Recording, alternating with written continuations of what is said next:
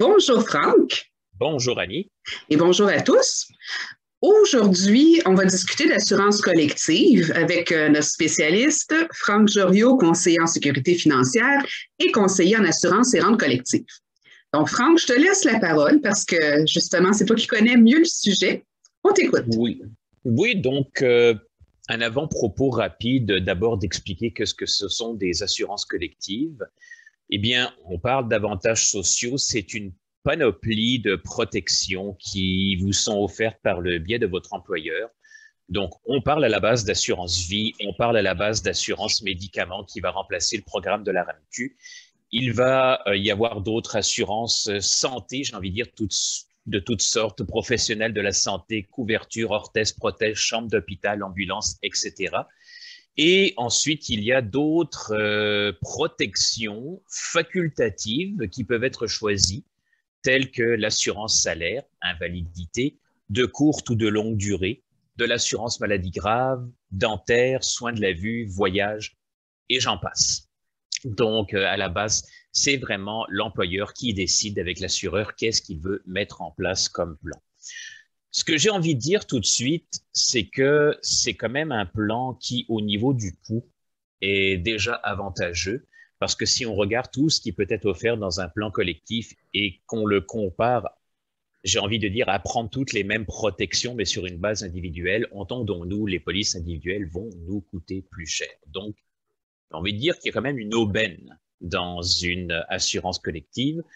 Prenons en considération aussi qu'il y a contribution de l'employeur au niveau du paiement de ces primes d'assurance-là et aussi que le critère d'admissibilité pour y avoir droit, c'est vraiment d'être un employé. Il faut lire le livret d'assurance, il peut y avoir des clauses concernant les conditions préexistantes, mais a priori, c'est beaucoup plus souple qu'une assurance personnelle où vraiment on scrute bien en détail tout votre historique médical. Bref, on vérifie, êtes-vous assurable? Alors, oui, alors avantage, oui. Déjà, si on le compare à l'assurance médicaments de la RAMQ, pour vous donner en détail, ceux qui ne le savent pas, qu'est-ce que couvre la RAMQ? Ben, vous devez savoir dans un premier temps que pour ce qui est de la RAMQ, vous avez dans un premier temps une franchise mensuelle de 22,25 $ à couvrir vous-même. Et ensuite, sur la balance restante de la facture, vous devez assumer 35% de la note. Si je donne un exemple plus facile avec des chiffres, imaginons que vous avez une facture brute de 100 $ de médicaments. Vous devez donc assumer le premier 22,25 $ de franchise mensuelle. Il reste 77,75 $ à couvrir. Vous devez couvrir 35% de cette note-là, donc 27,21 $. Ce qui additionné veut dire que vous allez payer 49,46 $ et la RAMQ va couvrir 50,54 $ de la note. Donc, dans un plan collectif, bien souvent, ce que l'on va voir comme franchise, ça va être une franchise annuelle de 50 $ si on est la seule personne couverte et éventuellement de 100 $ par année si on parle d'une couverture familiale pour finalement voir la couverture des médicaments être habituellement couverte jusqu'à 80%.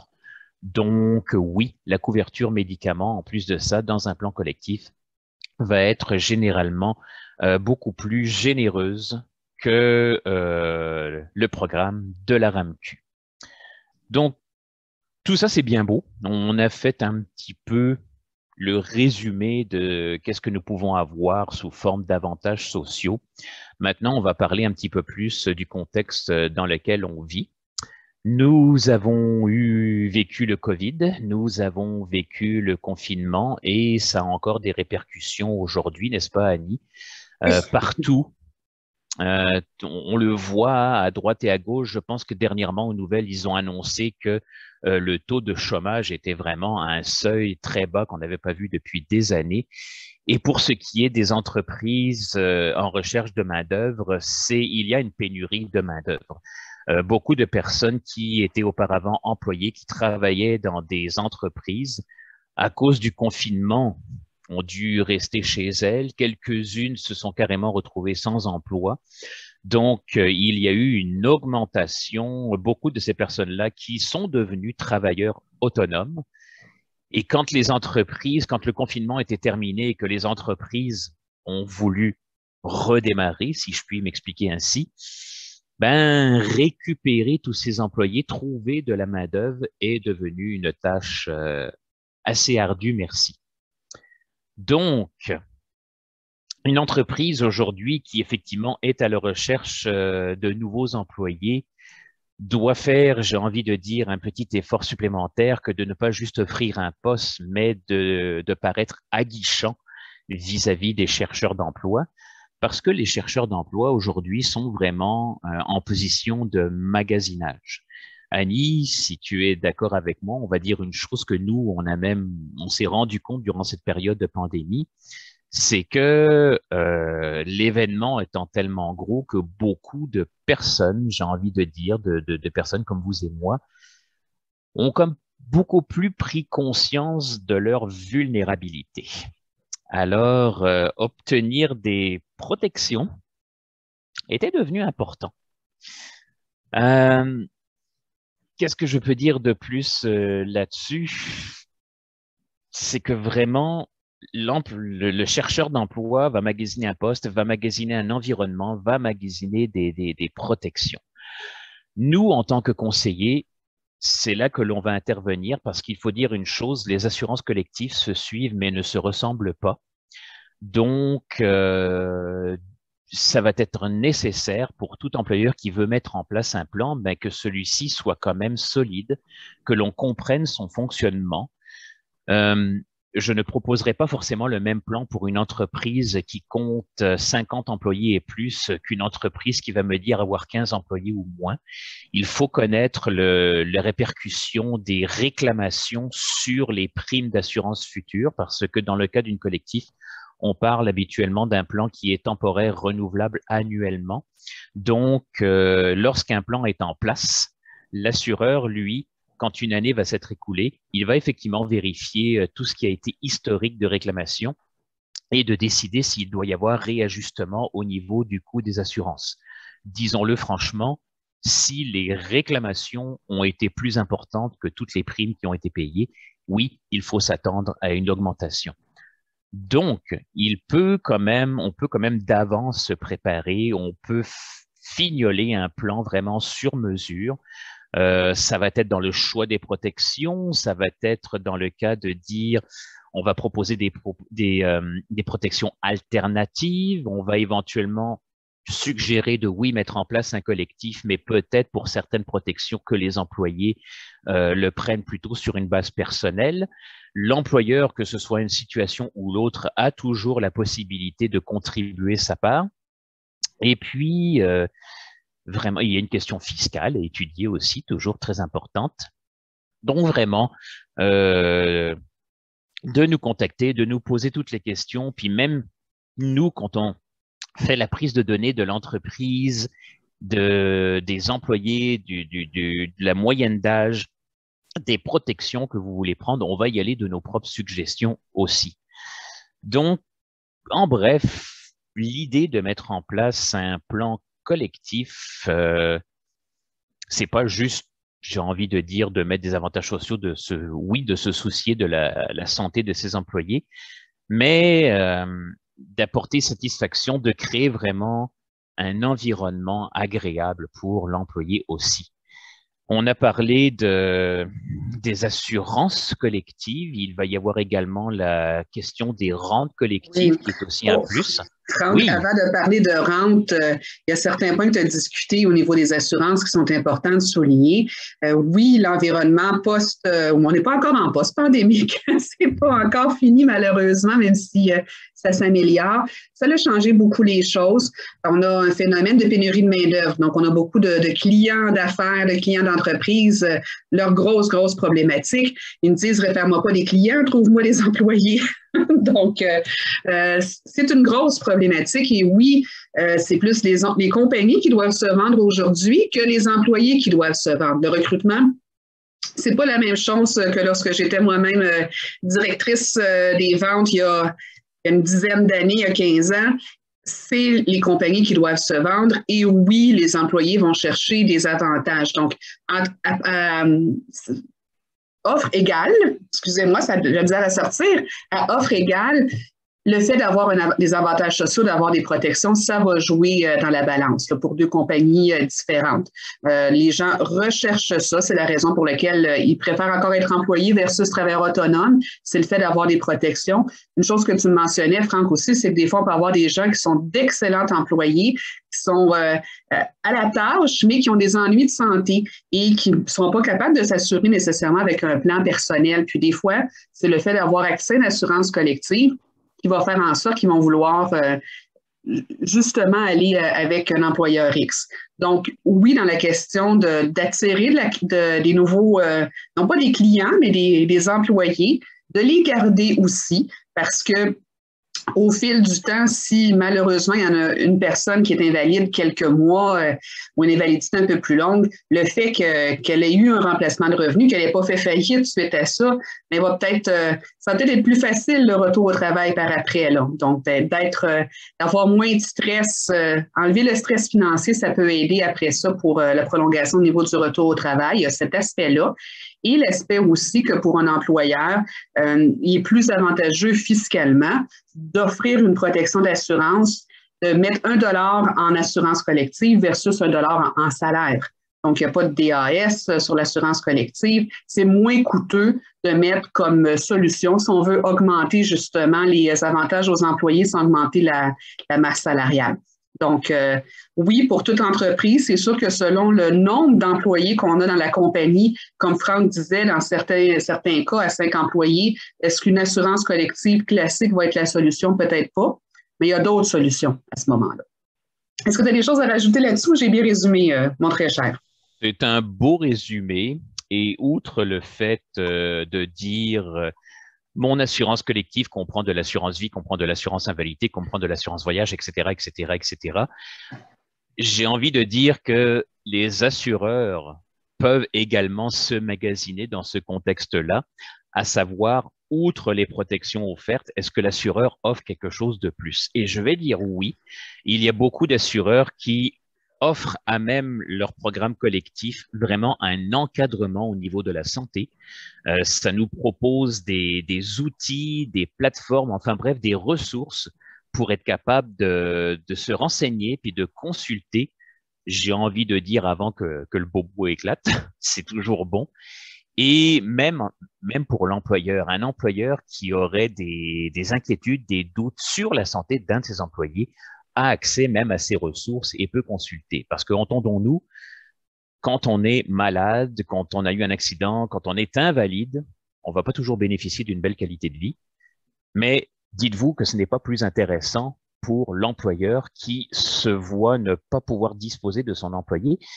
Puis regardez, si vous êtes employé, c'est parce que l'employeur a besoin de vous. Vous êtes vraiment un outil essentiel au bon fonctionnement de l'entreprise. Donc, un employeur se soucie effectivement du bien-être et du rendement de son employé. Et donc, de proposer un bon programme d'avantages sociaux, de proposer un bon encadrement, il y a les statistiques qui nous l'ont dit, un employé qui aime son travail, qui aime son employeur, qui se sent une affiliation avec l'entreprise, ben, naturellement, va être plus productif. Et moi, je regarde ça du niveau de l'employeur aussi pour des compagnies, des petites compagnies ou moyennes, là, on a quelques dizaines d'employés. Des fois, est-ce qu'on a nécessairement tout ce qu'il faut au niveau des ressources humaines? Donc, si on se retrouve avec un employé qui a des problèmes de santé, oui, on parle de santé physique, on peut parler de santé mentale aussi, de problèmes de consommation. Donc, comment, en bon québécois, si tu me permets, Franck, comment on deal avec ça comme employeur? Donc, si on a un programme comme ça en place, un programme d'aide aux employés, mais au moins, on a une ressource qui est déjà disponible pour référer notre employé. L'ayant vécu comme directrice, c'est pas évident, là. De gérer ça comme employeur. Donc, d'avoir cette ressource-là à l'externe qui est déjà dans notre programme d'assurance collective, ça peut vraiment nous sauver dans certaines situations. Donc, je pense que tu voulais parler maintenant des rentes collectives. Oh, bah, faire un avant-propos parce qu'on a parlé protection. Maintenant, quand on parle rente collective, c'est vraiment plus justement de contribuer à l'avenir financier de retraite de son employé. Et encore une fois, c'est un bel atout. Il existe plusieurs programmes. Il faut vraiment vérifier tous les aspects, dépendamment. Oui, il y a un aspect fiscal. Il y a aussi un aspect qu'est-ce que l'entreprise veut mettre en place. Donc, je ne peux rien dire d'autre que regarder tout bon programme doit être précédé d'une analyse. Donc, parlez-nous de vous, donnez-nous une image démographique de l'entreprise et on va y aller de nos meilleures suggestions. Il y a une obligation aussi au niveau de la mise en place d'un régime collectif depuis la loi au niveau des RVER. Je ne sais pas que c'est une solution vers laquelle on va se tourner, mais non. De mémoire, c'est d'avoir 10 employés et plus au 31 décembre précédent. Donc, on pourrait le vérifier, là, mais oui, si vous avez un certain nombre d'employés, il y a une obligation au niveau de la loi au Québec d'avoir un régime quelconque en place, soit un RVER ou un autre. C'est ça. Le RVER a été créé dans cet objectif-là. Toutefois, il existe plusieurs autres solutions vraiment toutes différentes les unes des autres. Donc, de nous contacter et effectivement, on fera le topo sur quels sont les avantages, les revers de médaille de l'un à l'autre. Exact. Et je ne sais pas si tu l'as mentionné au départ aussi, mais une chose importante, dans l'invalidité, pas l'invalidité, mais la collective, justement, c'est les protections en cas d'invalidité qui, selon moi, sont une des plus importantes parce que l'employé qui n'a pas cette protection-là, on a 4 mois de chômage en avant de nous. Donc, 4 mois d'assurance emploi, après ça, il n'y a plus rien. Alors oui, comme employeur, il y a la question de la rétention, la question du recrutement, il y a la question qu'au niveau fiscal, c'est intéressant d'offrir des avantages sociaux comme ça, mais si on parle au niveau humain, d'avoir un employé qui tombe invalide pour une longue période ou qui a une maladie grave et qu'après 4 mois, il n'y a plus rien qui rentre, c'est pas long. Donc, c'est à considérer d'avoir des protections pour avoir des prestations plus longues que ça. On s'entend, si c'est un accident de travail, oui, il y a la CNESST, mais si c'est une autre cause, un cancer, une dépression, peu importe, on a 4 mois devant nous et c'est ça qui est ça. Donc, oui, de prendre un petit peu cette responsabilité pour les employés, ça peut être une bonne chose aussi moralement, de pouvoir l'offrir. Donc, je crois qu'on a fait je n'aurais pas dit mieux si on me demande moi-même mon opinion sur l'assurance invalidité. Oui, il me semble que c'est plus que pertinent. Quelqu'un poserait la question, pourquoi aurais-je besoin d'une assurance invalidité? J'ai envie de lui répondre, ben, pour la même raison pour laquelle tu travailles et tu vas chercher un revenu. Si tu as besoin d'un revenu, le fait de devenir invalide demain matin ne transforme pas ta vie au point de dire tu n'as plus besoin de revenus. Exact. Tu as toujours des obligations financières. L'assurance invalidité va faire en sorte que tu vas continuer de pouvoir assumer ces obligations financières et de ne pas, j'ai envie de se retrouver complètement pris au dépourvu, de devoir tout liquider.